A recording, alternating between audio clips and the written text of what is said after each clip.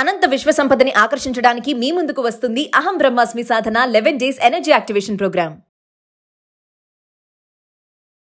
నమస్తే రమగారు. నమస్తే జయ. రమగారు, మనకి ఈ శ్రావణ మాసంలో మంగళవారాలు కూడా విశిష్టంగా పూజలు చేసుకుంటూ ఉంటాం. అవును. ఒకసారి మంగళవారం యొక్క విశిష్టత, అనుసరించాల్సిన విధి విధానాలు. మామూలుగా మనకు మంగళవారం పనికిరాదు చాలా మందికి. మంగళవారం శుక్రవారం మేము తీసుకోం, అది చెయ్యం ఇది చెయ్యం, మంగళవారం తెచ్చుకోకూడదు, మంగళవారం ఇవ్వకూడదు, మంగళవారం వెళ్ళకూడదు, ఏ పని మొదలు పెట్టకూడదు. ఎంత లెక్కలుంటాయో మంగళవారానికి. ఏమిటో మా వాళ్ళు మంగళవారాన్ని జయవారం అనేది మా నాయనమ్మ. మాకు మొదలు పెట్టకూడదనే నియమం లేదు జయ. మా ఇంట్లో పనికిరాదు అన్నమాట అనుకోం మేము. మంగళవారం నాడు ఎందుకు బయలుదేరటం ఇలాంటివి లేవు. మంగళవారం అంటే జయవారం. మంగళము అంటే ఏమిటి? జయం, శుభం. అందుకని మేము ఆ సిద్ధాంతం మేమైతే పాటించాం. మా నాయనమ్మ అనేవారు, మా పెద్దక్కయ్య కూడా నాయనమ్మ ఇట్లా అనేది అని చెప్తుంది. ఏనాటి మా నాయనమ్మ? మా పెద్దక్కయ్యే చాలా పెద్దదైపోయింది, అయినా కూడా అలాగే అనుకుంటాం. అలా నమ్మకం లేదు, కానీ చాలా మందికి ఉంటుంది. మంగళవారం పసుపు ఉప్పు తీసుకోరు, ఎవరి దగ్గర పెరుగు తీసుకోకూడదు, పాలు తీసుకోకూడదు, ఇవ్వకూడదు, డబ్బులు ఇవ్వకూడదు. అవన్నీ మీ ప్రాంతాల వారీగా మీ ఇళ్లలో ఉన్న విధానం అంతే. ఈ మంగళవారాన్ని సంవత్సరం అంతా మనం పెద్దగా పాటించకపోయినా శ్రావణ మంగళవారాలు మాత్రం విశేషంగా చెప్తారు. ఈ మామూలుగా మనకి స్త్రీల వ్రత కథలు, నోముల్లో ప్రఖ్యాతమైన నోముల్లో శ్రావణ మంగళవారపు మంగళగౌరి నోములు విశేషమైనవి. అమ్మవారు మాంగళ్య గౌరికగా ఉంటుంది. ఈ మంగళగౌరి మనకు అష్టాదశ శక్తిపీఠాల్లో ఒకరుగా ఉన్నారు, మాంగళ్య గౌరి అమ్మవారు. అయితే ఈ మాంగళ్య గౌరి అంటే ఈవిడ ఎవరు? మన స్త్రీల యొక్క సౌభాగ్యాన్ని కాపాడే దేవత. ఈ గయలో ఉన్నది అమ్మవారి దేవాలయం. ఎన్నో పురాణాల్లో కూడా ఈ దేవాలయ ప్రాముఖ్యత చెప్పబడింది. అంటే ఇది ఎంత పురాతనమైనది. పురాతన శక్తిపీఠాల్లో మన గయ కూడా ఒకటి, ఈ మాంగళ్య గౌరిక. అయితే ఆమెని ఈ రోజున అర్చిస్తాం. ఇక్కడ అమ్మవారి పేరు విశేషంగా, క్షేత్రం పేరు చెప్పబడదు, కానీ మంగళ గౌరీ పూజా విధానం కనపడుతుంది. సాధారణంగా నిత్య పూజలు చేసుకునే స్త్రీలు ఎలా చేస్తామంటే వారమంతా గౌరీ పూజ, శుక్రవారం నాడు మాత్రమే లక్ష్మీ పూజ.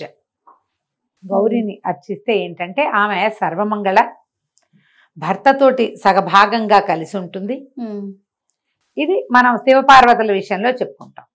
అక్కడి నుంచి పరదేవత సదాశివుడితోటి కలిసి ఉంటుంది. శివశక్తి స్వరూపాల కలయికే శక్తి. ఓకే. ఆయన లేకుండా ఆవిడ లేదు, ఉండదు. మనం సృష్టిలో కూడా, సృష్టి క్రమంలో కూడా భర్తతో కలిసి ఉన్న స్వరూపంలోనే అమ్మవారు కనపడుతుంది. మనకి షట్చక్రాలు చెప్తారు. షట్చక్రాలు చెప్పి సహస్రారం 7వ చక్రంగా చెప్పబడుతుంది. 6 చక్రాలు ఉన్నాయి. ఈ 6 చక్రాలలోనూ కూడా అమ్మవారు భర్తతో కలిసి ఉంటుంది, ఒక్కొక్క చోట ఒక్కొక్క స్వరూపంలో. భూతనాథుడు భూతనాయకి, అట్లా శివుడు శివాని, శర్వుడు శర్వాణి, రుద్రుడు రుద్రాణి, ఇట్లా ఈశానుడు ఈశాని, ఇట్లా మొత్తం మీద ఆమె భర్తతోటి కలిసి ఉంటుంది. అంటే మనకి భర్తలతోటి విడదీయరాని సంబంధం కలిగి ఉండటానికి ఆశ్రయించవలసిన దైవం ఎవరంటే మంగళగౌరి. ఈ స్వరూపంలో ఉన్న అమ్మని మనం అర్చిస్తే గనక సకల శుభాలు జరుగుతాయి. భార్యాభర్తలకి ఎడబాటు లేకుండా ఉంటుంది, గొడవలు కొట్లాటలు రాకుండా ఉంటాయి. ఏదైనా చిన్న పొన్న సంసారాల్లో వస్తాయి, కానీ అవి చిలికి చిలికి గాలివానలు కాకుండా, సంసార విచ్ఛేది కాకుండా, గృహ విచ్ఛేదాలకి దారి తీయకుండా ఉంటుందని వివాహం అవగానే కొత్తగా పెళ్ళైన పిల్లలతోటి మంగళగౌరి నోము పట్టిస్తారు. కొన్ని ప్రాంతాల్లో కన్యగౌరి నోము విధానాలు ఉంటాయి. 9వ ఏడు వచ్చేసరికి 8వ ఏట ఇప్పుడు పట్టిస్తారు. ఇది పూర్వమట 5వ ఏట నుంచి పట్టించేవాళ్ళు. ఈ కన్యగౌరి నోములు పట్టించడం ఒక విధానం ఉండేది. ఇప్పుడు మనం ఆ ఎర్లీ పెళ్ళిళ్ళ విధానాలు అవి పోయినాయి కదా, పిల్లలు కొంచెం కాస్త ఈడేరక ముందే మొదలు పెడతారు. ఇంచుమించుగా పిల్లలు పెద్దవాళ్ళు అయ్యేసరికి ఆ నోములు తీర్చేస్తారు. 5 సంవత్సరాలు చేయాలి దీని నియమం, 5 ఏళ్ళు. ఈ 5 ఏళ్లలో ఏటా వాయనాలు పెరుగుతాయి. తొలి సంవత్సరం 5 ముత్తైదువులకి వాయనం ఇస్తాం, 2వ సంవత్సరం 10, 3 15, 4 20, 5వ సంవత్సరానికి 25 మంది ముత్తైదువులకి వాయనం ఇవ్వాలి. ఇది జాతుల నియమం. కొన్ని చోట్ల ఉంటుంది, కొంతమందికి ఉండదు. బ్రాహ్మణ ముత్తైదువులు అయితే వాళ్ళకే ఇవ్వాలనే నియమం కొన్ని ఊళ్ళల్లో ఉంటుంది, కొన్ని చోట్ల అట్లా ఉండదు, అందరికీ ఇస్తారు. మిగిలిన జాతుల్లో మంగళగౌరి నోములు పట్టుకున్న వాళ్ళకి ఆ నియమం ఉండదు.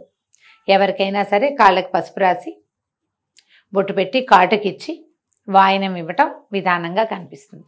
దీనికి కూడా ఏంటంటే మరి వరలక్ష్మి వ్రతంలో ఎట్లాగో ఇక్కడ కూడా అలాగే ఈ మన తోర పూజ ఉంటుంది. ఈ పూజ చేసుకోవటం, దీనికి మంగళగౌరి వ్రతాలకి నియమంగా చేసేవి ఏంటంటే ఆవునేతి దీపాలు. ఆమె ఆవునేతి దీపాలలో ఉంటుంది మంగళగౌరి. స్వచ్ఛమైన ఆవునేతితో పెట్టిన దీప కళికలో ఆమె ఉంటుందన్నమాట మంగళగౌరి. ఆమెకు అత్యంత ప్రీతిపాత్రమైన స్థానం అదట. తర్వాత ఏం చేస్తారు, ఆవునేతి దీపాలు, ఆ దీపాలు కూడా చలిమిడితో దీపారాధన, శనగలు నివేదన, పాయసము పులగము నివేదన చేస్తారు. చేసి ఈ పూజ మొత్తం పూజ పూర్తి చేసుకున్నాక పూజ అవసానంలోకి వచ్చాక తోర పూజ చేస్తారు. తోరం కట్టుకుని అప్పుడు అమ్మవారి కథ వింటారు. ఈ కథ వినేటప్పుడు ఏం చేస్తారంటే కత్తికి నెయ్యి రాసి ఈ ఆవునేతి దీపం మీద కత్తి పట్టుకుంటే ఈ ఆవునేతి పొగ ఈ కత్తికి పారుతుంది కాటికలాగా. అది కంటికి ధరించాలి. ఆ కంటికి ధరిస్తే మంచిది. ఎంత అద్భుతమైన విషయాలు కదా రమ్మగారు. మరి ఆవునేతి దీపారాధన మీద వచ్చిన కాటుక కంటికి మంచిది. మనం ఆముదం దీపం పెట్టుకుంటాం. అవును. ఇలా ప్రత్యేకంగా శ్రావణ మంగళవారం కాటుక విశేషమైంది. ఆ కాటుక పెట్టుకోవాలి. నువ్వు లేకపోయినా సరే మనకి వాళ్ళు ఎవరో తెచ్చారు, ఆ కాటుక పెట్టుకుంటే బాగుంటుంది. చేయొచ్చు అట్లా. బాగుంది. ఇనపదానికి ఈ కత్తి అంటే అదేదో వేరేది ఉండదు కదా, ఇనప కత్తులు ఉంటాయి. ఇనపదాని మీద పారిన కాటుక కూడా మంచిది. వెండి పళ్ళాలకి వాటికి పారిచ్చరు, ఇనపదే ఉండాలి. అందుకని కత్తి కాటుక పట్టించడం అంటారు దాన్ని. కత్తికి పట్టడం. అక్కడి నుంచి మొట్టమొదట పూజ అవగానే బుట్టవాయనం అని కొన్ని ప్రాంతాలు ఎత్తారు. మా వాళ్ళందరికీ కూడా బుట్టవాయనమే. ఇలా పూజ నుంచి లేవగానే ఎవరన్నా ముత్తైదుని ఇంటికి వచ్చేలాగా ఏర్పరచుకొని ఒక తోరం కట్టి ఆమెకు కాటుకిచ్చి పసుపు రాసి బొట్టు పెట్టి వాయనం ఇస్తారు. ఇస్తనమ్మ వాయనం, పుచ్చుకుంటున్నమ్మ వాయనం. 5 మాటలు మనం అంటాం, 3 మాటలు మనం అంటాం. వాళ్ళు కూడా పుచ్చుకుంటున్నమ్మ వాయనం అంటారు. ఎవరమ్మా నా చేతి వాయనం అందుకున్నది అంటే నేనమ్మా మంగళగౌరిని అని చెప్తారు ముత్తైదు. కోరితనమ్మా వరం అని వీళ్ళు అడిగితే ఇస్తేనమ్మా వరం అని అవతల వాళ్ళు అంటారు. ఇది కొత్త అన్ని వాయనాలకి ఇవ్వాలన్న నియమం లేదు. బుట్ట వాయనానికి ఇస్తారు. మీ ప్రాంతాల పద్ధతులు ఉంటే ఇది వరలక్ష్మి వ్రతం వాటిలలో అది కనపడదు, మంగళగౌరికి అది కనిపిస్తుంది అనమాట. ఈ వాయనం ఇవ్వటం. తర్వాత 5గురికి ఇవ్వాలంటే 5గురికి సూర్యాస్తమయం లోపల మొత్తం వాయనాలు ఇచ్చేయాలి. పెరుగుతారా పెరగరా, ఏటా పెంచుకోవాలా, ఈ వారం చెప్తే వచ్చే వారం డబల్ ఇవ్వాలా, అవన్నీ కూడా మీ ఇళ్లల్లో ఉండే విధానము. 4 మంగళవారాలు ఉంటే ఆడపిల్లలకి గప్పుకుని ఏ ఇబ్బందో వస్తుంది. ఓ వారం కుదరలేదు అనుకో, మంచి రోజులు కాదు, అప్పుడు ఏం చేస్తారు, తర్వాత వారం ముందు వారం మానేసిన వాయనాలు కూడా ఇప్పిస్తారు. కొన్ని ప్రాంతాల్లో ఉంటుంది. మొన్న ఎవరో కలిశారు, అలా ఉండదండి మేము అలా చేయము అని చెప్పారు. అదేలేండి ప్రాంతాలను కొంతమందికి ఇలా ఉంటుంది. ఓ వారం మానేస్తే ఇప్పుడు 25 మంది ముత్తైదువులకి ఇవ్వాలి 5వ సంవత్సరంలో. ఓ వారం మానేస్తే 50 మంది ముత్తైదువుల్ని వెతుక్కోవద్దు. అవును. ఇళ్ళంబడి పడి తిరగాల్సి వస్తాం. అవన్నీ కొంచెం ఇబ్బంది అవుతాయి. అందుకని ఏ అత్తగారో ఆ అమెండ్మెంట్లు అవి మానేసినట్టున్నారు. వాళ్ళకు ధనజీవులు అలాంటిది ఏదైనా కుదిరితే చేసుకోవచ్చు. మీ పద్ధతి ప్రకారం వెళ్ళండి. దీనికి శ్రావణ మంగళవారానికి ఒక ప్రత్యేకమైన కథ చెప్పబడుతుంది. ఈ కథా కాలక్షేపమే చాలా ముఖ్యమైనది. ఇందులో పూజ అంతా లైన్ మామూలే, లడ్డువారీలని చేస్తారు. ఏం చేస్తారంటే 5 ఉండలు చేసి పాములాగా చేస్తారు. దాన్ని ఈ ఉండల మీద ఇట్లా వేస్తారనమాట. తర్వాత ఈ పూజ కూడా అమ్మవారికి ఆ పీట మీద అష్టదళ పద్మం వేయాలి. పద్మాలు పెట్టి అమ్మవారిని కూర్చోబెట్టుకోవాలి. పద్మాలు వేయటం, చిన్న చిన్న పువ్వులు వేస్తారు, వేసి అమ్మవారిని కూర్చోబెడతారు. ఈ కూర్చోబెట్టడానికి మంగళగౌరిని ఎట్లా చేయాలి, మనకి ప్రతిమ ఉండదు కదంటే పసుపు గౌరి. కొన్ని చోట్ల గుండ్రంగా చేస్తే గౌరి అంటారు, కొన్ని చోట్ల పొడుగ్గా చేస్తే గౌరి అంటారు. మా ఇళ్లలో పసుపుని ఇట్లా పొడుగ్గా చేసుకుంటాం, త్రికోణంగా అంతే పైకి చేస్తారు. నిలబెట్టిన గౌరీ స్వరూపాన్ని వినాయకుడిని కూడా చేసుకుంటాం. వినాయకుడిని మొదట పూజ చేసి పక్కకు పెట్టి గౌరీ పూజా విధానంలోకి వెళ్తాం. ఈ మా శ్రావణ మంగళవారపు కాటుకని చక్క భద్రంగా దాచిపెట్టుకుంటే సంవత్సరం అంతా పెట్టుకోవచ్చు. నేనేం చేసేదాన్ని అంటే కత్తి కాటుకు పట్టించి ఎవరికైనా కత్తి ఇట్లా చూపించడం నాకు ఇష్టం ఉండేది కాదు. అసలు కొందరిళ్లలో ఆ కత్తులు కడగరు కూడా. మొత్తం 5 వారాలు 4 వారాలు అదే కత్తి ఏమిటో దుమ్ముగా అయిపోతుంది, కళ్ళకి మంచిది కాదని ఒక భయంగా ఉండేది. మొట్టమొదటి వాయనం ఇచ్చేశాక జాగ్రత్తగా ఒక వెండి భరిణిలోకి ఆ కాటుక తీసేసుకునేదాన్ని. నేను తీసేసి కొంచెం ఆవు నెయ్యి వేసి రంగరించి పెట్టుకునేదాన్ని. నేను అదే పట్టుకెళ్ళి ఇచ్చేదాన్ని. నేను ఇలాగే చేశాను. పిఎస్ నారాయణ గారిని రైటర్ మన ఇంటి దగ్గరే ఉండేవారు. ఆవిడ డాక్టర్ గారి భార్య చక్కగా తెస్తారు కాటుకనేవారు, పెట్టుకునేవారు ఆవిడ చాలా ఇష్టంగా. ఆ తర్వాత ఆ కాటుకని మా పిన్నత్త గారు కూడా ఒక ఆవిడకి వారికి ఇస్తుండేదాన్ని. ఏడాదంతా పెట్టుకునేవారు. కట్టుకుండిపోతుంది. అవునవును. ఎవరో ఒకళ్ళు పెట్టుకుంటారు. ఆసక్తి ఉన్న వాళ్ళకి ఇచ్చేసేదాన్ని. క్లీన్గా ఉంటుంది, నేను జాగ్రత్తగా పెట్టుకునేదాన్ని. మేము ఈ పద్ధతులు మీ పెద్దవాళ్ళు ఎలా చెప్తే అలా చేయడమా, కానీ ఇలాంటి పద్ధతిని పాటించవచ్చు. నాకు పైన అదుపు లేకపోవడంతో నేను ఇలా చేశాను. ఆ కత్తి చూపించటము ఇష్టం లేకపోయింది. దాని నిండా దుమ్ము పడుతుంది. అందరూ ఏం చేస్తారంటే దాన్ని ప్లాస్టిక్ కవర్లో పెట్టి ఉంచుకుంటారు దుమ్ము పడకుండా. మేము ఈ విధానాలు. పూర్వం ఒక రాజుగారికి ఒక కుమారుడు కలిగాడు. ఈ రాజుగారికి కుమారులు కలగనప్పుడు నేను బ్రీఫ్గా చెప్తున్నాను కథని. మీ పుస్తకంలో పెద్ద కథ ఉంటే హాయిగా చదువుకోండి. సంతానం కలగక చాలా బాధపడ్డారు. బాధపడితే ఏమైందట, సరే రాణి గారికి ఒక సన్యాసి వరం ఇచ్చాడు. ఫలానా దేవాలయంలో మామిడి చెట్టు ఉంది, మామిడి పళ్ళు కోసుకో, ఆ మామిడి పండు కోసుకుంటే సరిపోతుందంటే ఈవిడ ఏం చేసిందట, ఆ మామిడి పండు కోసుకోవటానికి పక్కనున్న పుట్ట మీద కాలు పెట్టి ఎక్కింది. పళ్ళు ఎక్కువ కోసుకోవద్దన్నారు, ఎక్కువ కోసేసుకునేసరికల్లా సర్పశాపం లభించింది. ఆవిడికి సర్పశాపం అయింది. ఏమిటి, అల్పాయుషు గల కుమారుడు పుడతాడు నీకు అని. ఈ అల్పాయుషు కలిగిన కుమారుడు అనేసరికి పిల్లాడికి 14-15 ఏళ్ళు వచ్చేసరికి పోతే పాపం చాలా దుఃఖపడ్డారు. ఏం చేయాలని. పిల్లవాడు అల్పాయుష్కుడని 14 ఏటో 15 ఏటో ఇతనికి సర్పం వల్ల మారకం ఉందని వాళ్ళు తెలుసుకున్నారు. కుమారుడికి కూడా తెలిసిపోయింది. ఇతను ఏమన్నాడు, నేను ఇక్కడ ఉండను, నేను ఏమీ లేకుండా ఎప్పుడు ఈ అంతఃపురాల్లో వీటిలలో నేను ఎందుకు ఉండాలి, నేను తీర్థయాత్రలకు వెళ్తానని మేనమావతో కలిసి శివుడు, అతని పేరు రాజకుమారుడు, తీర్థయాత్రలకు వెళ్ళిపోయాడు. వెళ్ళిపోయేసరికల్లా తీర్థయాత్రల్లో ఒక ప్రాంతంలో ఆగారు వాళ్ళు. ఆగేసరికల్లా అక్కడ ఒక సత్రం భార్యాభర్త ఓ పిల్లలు ఉన్నారు. సత్రం యజమాని ఆయన కుమార్తె సుశీలని పిల్ల చక్కగా ఎదురు పిల్లలతో ఆడుకుంటుంది. ఆడుకునేసరికల్లా ఆ పిల్ల ఏదో రకార మకార ప్రయోగాలు చేసింది అవతల పిల్ల. అనేసరికల్లా ఈ సుశీలంది, మాకు అట్లాంటివి ఏమి ఉండవు, మా అమ్మగారు మంగళగౌరి వ్రతం చేస్తుంది, మంగళగౌరి వ్రతం చేసిన వాళ్ళకి వైధవ్యం రాదు, ఎప్పుడు ఆ వాయన నేనే అందుకుంటా మొదట, రేపొద్దున నాకు వివాహం అయ్యాక తప్పకుండా నేను ఆ నోవు నోస్తాను, మాకు అలాంటివి రావు, మా ఇంట్లో మంగళగౌరి వ్రతం ఉందండి. ఈ శివుడు ఈ మేనమావకు అనిపించింది ఈ పిల్లకి వైధవ్యం రాదని చెప్తోంది, ఈ పిల్లని కనుక మన వాడికి పెళ్లి చేసుకుంటే ఈ వీడికి ఉన్నటువంటి అకాల మృత్యు దోషం తప్పుతుందేమోనని మా అబ్బాయికి ఇచ్చి పెళ్లి చేయండి అని అడిగాడు. వివాహం జరిగింది. ఈ పొద్దున్నే వివాహం అయింది. పిల్లాడికి పెళ్లి చేశారు. పెళ్లి చేసిన తర్వాత ఏమైంది, సాయంకాలం పిల్లాడిని గదిలోకి పంపించారు. ఈ అమ్మాయి ఇట్లా మాగన్నుగా నిద్రపెట్టేసరికి రాత్రికి ఒక సర్పం వచ్చి నీ భర్తని కాటేస్తుంది, మీ తల్లికి వాయనం ఇచ్చిన కుండలో ఆ సర్పాన్ని బంధించు అని మంగళగౌరీదేవి చెప్పిందట. మామూలుగా పిల్లకి పెళ్లిళ్ళు చేసినప్పుడు శ్రావణ మంగళవారపు నోవులు ఉన్నాయనుకో తల్లికి, పెళ్లిలో తీర్చుకుంటారు.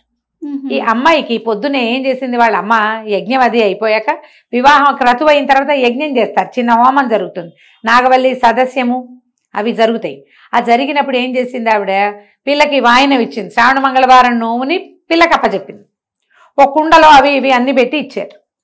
ఆ కుండ ఈ అమ్మాయి వీళ్ళు ఎక్కడ పెట్టారు, ఈ పిల్లల్ని పంపించిన గదిలో అటక మీద ఉంది. ఈ అమ్మాయికి ఇట్లా మాగన్నుగా నిద్ర పట్టింది. నిద్రలో ఆ కల వచ్చింది. పొద్దునే తను వాయనం పుచ్చుకుంది కదా, ఆ పుచ్చుకున్న కుండ పైన ఆ సర్పం వస్తుంది, సర్పాన్ని బంధించి మీ అమ్మకి వాయనంగా ఇవ్వు అని చెప్పి.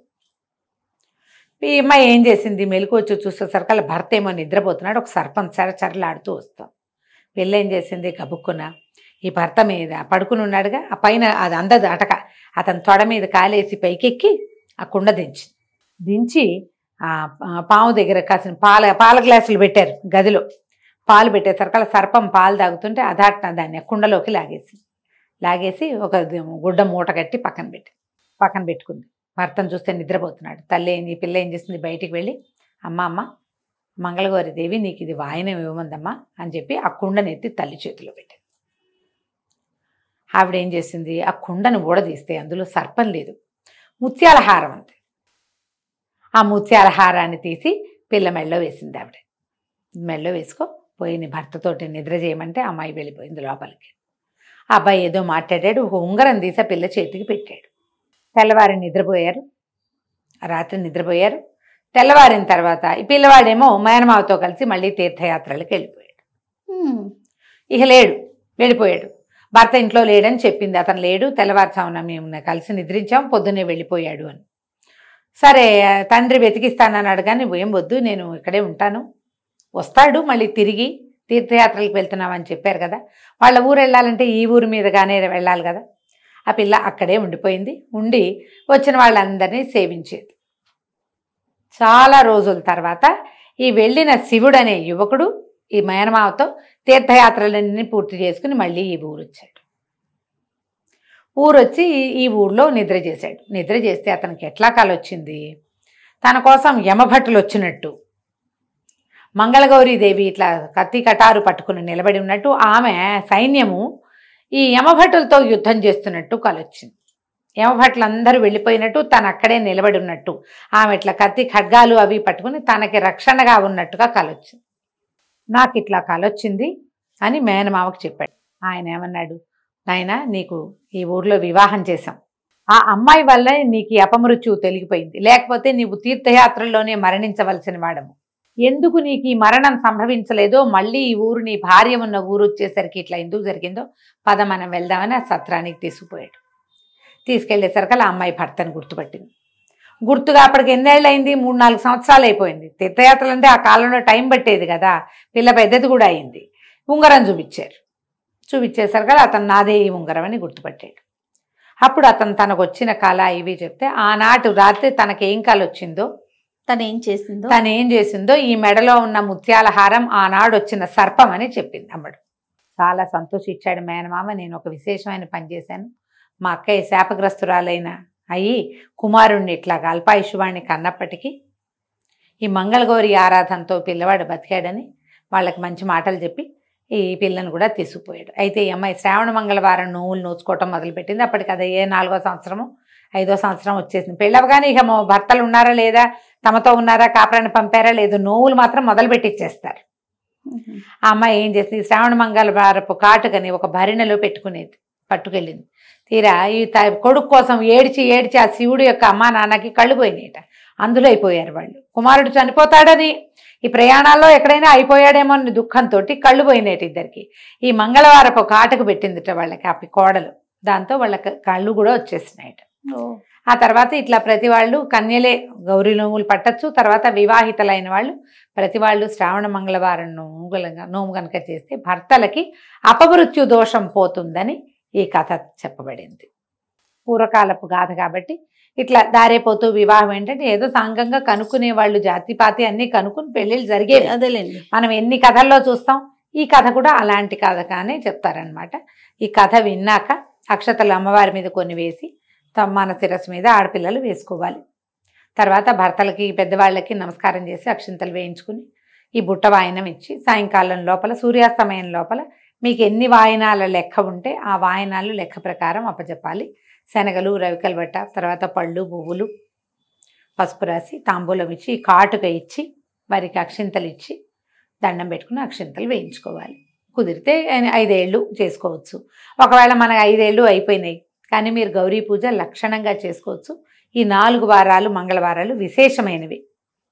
ఎవరైనా వాయనం ఇస్తాం, తాంబూలం ఇస్తాం, మా ఇంటికి రండి అంటే వెళ్ళండి, మీ ఇంటికి వచ్చి ఇస్తామంటే చక్కగా తీసుకోండి, అన్నీ మంచివే. శ్రావణ మంగళవారపు కాటుక ధరిస్తే కనుక 5వ తనానికి మంచిది అని చెప్తారు. మీ అవకాశాన్ని బట్టి చేసుకోండి. నమస్తే. నమస్తే.